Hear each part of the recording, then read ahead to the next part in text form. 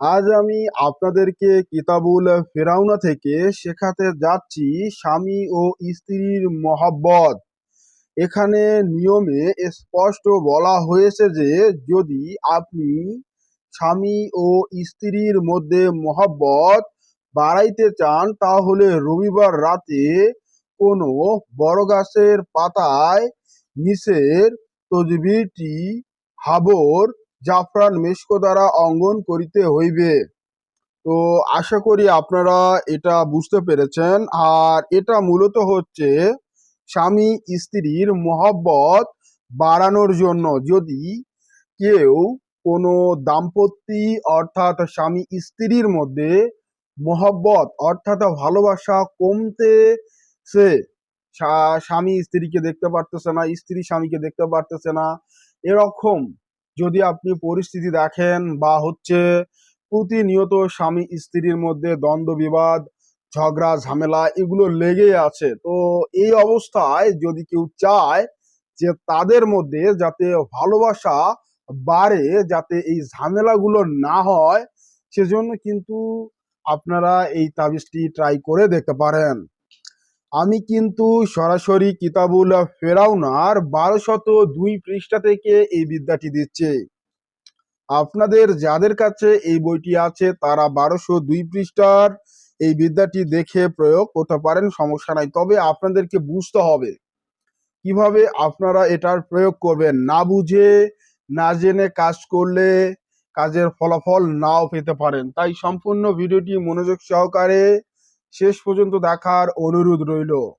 তো আমরা যেখানে ছিলাম, তারপর অঙ্কিত পাতাটি নিজের বিছানায় টানা 7 দিন রাখিতে হইবে। 7 দিনের পরে অঙ্কিত পাতাটি চলমান নদীতে ফেলাইয়া দিতে হইবে। তসবিটি এই। তো আমি আপনাদেরকে এই তসবির অর্থাৎ তাবিজটা স্পষ্ট করে দেখাই। বইটা অনেক বড়, তা তুলতেও অনেক ওয়েট হচ্ছে। বাবা, তো দেখতে পারতেছেন এই হলো নকশা। তো এই নকশাটা কিন্তু লিখতে হবে পাতার মধ্যে। আর এটা হচ্ছে কিতাবুল ফেরাউনার 1202 পৃষ্ঠা থেকে নেওয়া হয়েছে। আর আপনাদেরকে স্পষ্টভাবে দেখিয়ে দিচ্ছি। আর বইটাও দেখাই, এই যে দেখেন কিতাবুল ফেরাউনা, ঠিক আছে? কিতাবুল ফেরাউনার হচ্ছে 1202 পৃষ্ঠা থেকে। তো আপনাদেরকে আমি যেটুকু অবগত করলাম আশা করি আপনারা বুঝতে পেরেছেন। আর এখানে যে বিষয়টা মাথায় রাখতে হবে, নাম লিখতে হবে, ঠিক আছে? তো এখানে লিখবেন যে অমুকের কন্যা অমুকের সহিত অমুকের কন্যা অমুকের গভীর মিল মহব্বত সৃষ্টি করে দাও, ঠিক আছে? বা অমুকের কন্যা অমুকের সহিত অমুকের পুত্র অমুকের গভীর মিল মহব্বত সৃষ্টি করিয়া দাও, বা তাদের দাম্পত্য জীবনে কলহ বিবাদ দূর করে গভীর প্রেম ভালোবাসা সৃষ্টি করে দাও। তো এই ধরনের শব্দ আপনারা বাংলায় অথবা আরবিতে এই নিচে লিখবেন, ঠিক আছে? এই নিচে লিখে দেবেন পাতার উপরে। আর এটা আপনারা লাল কলম কালা কলম দিয়ে লিখতে পারেন। আর এখানে যে নিয়মটা বলা হয়েছে যে রবিবার রাতে কোনো বড় গাছের পাতায়, তবে বড় গাছের পাতায় আপনারা বড় গাছের পাতা বড় পাতা দেখে নেবেন যেখানে আপনারা লিখতে পারবেন।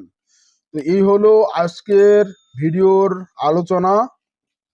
আপনারা সবাই বুঝতে পেরেছেন, এটা আহামরি কোনো বিষয় নয়, সহজ একটা পদ্ধতি আপনাদের সাথে শেয়ার করলাম। অনেকেই সহজভাবে চেয়ে থাকেন, তো আপনাদের জন্য এই সহজ পদ্ধতিটা শেয়ার করলাম যাতে আপনারা উপকৃত হন। আমি কবিরাজ সোহানুর রহমান সাগর, অনলাইনের মধ্যে কোনো কাজ করি না, আপনাদেরকে সরাসরি ভিডিওর মাধ্যমে শিখিয়ে থাকি। তাই আপনাদের যদি কোনো বিষয়ে জানার থাকে বা কোনো প্রশ্ন থাকে তাহলে আমাদের এই ভিডিওর কমেন্ট বক্সে কমেন্ট করে জানিয়ে দেবেন। আগামী ভিডিওতে আপনাদের কমেন্টের উপর নির্ভর করে আমরা আলোচনা করব। আর আমাদের ফোন নাম্বার দেয়া থাকে এই জন্য, যদি আপনারা কেউ স্পন্সর করেন অথবা কোনো পরামর্শ নিতে চান, এছাড়াও যদি আপনার কোনো বই লাগে, সেক্ষেত্রে আপনারা আমাদের নাম্বারে যোগাযোগ করতে পারেন, সমস্যা নেই। তবে আজকের যে বিষয়টা আমরা আলোচনা করলাম এটা অত্যন্ত সতর্কতার সহিত করবেন। আর 7 দিন পর্যন্ত আপনারা নিরামিষ খাবেন। যে ব্যক্তি সাধক, যে ব্যক্তি এটা লিখবে, মানে লিখবে এই কাজটি করে দিবে, সেই ব্যক্তিকে 7 দিন পর্যন্ত নিরামিষ খেয়ে এই কাজটি করতে হবে। এই হলো আজকের এই বিষয়। তো আপনারা এটা করুন, করে আপনাদের ফলাফল কি আসে আমাকে জানান।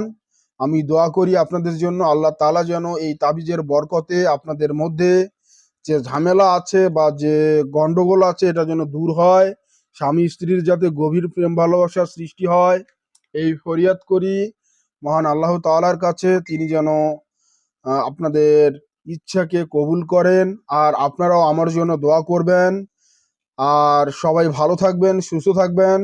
সবাইকে জানাই আমার তরফ থেকে সালাম, আসসালামু আলাইকুম। এবং হিন্দু বন্ধুদেরকে জানাই আদাব। খুদা হাফেজ সবাইকে।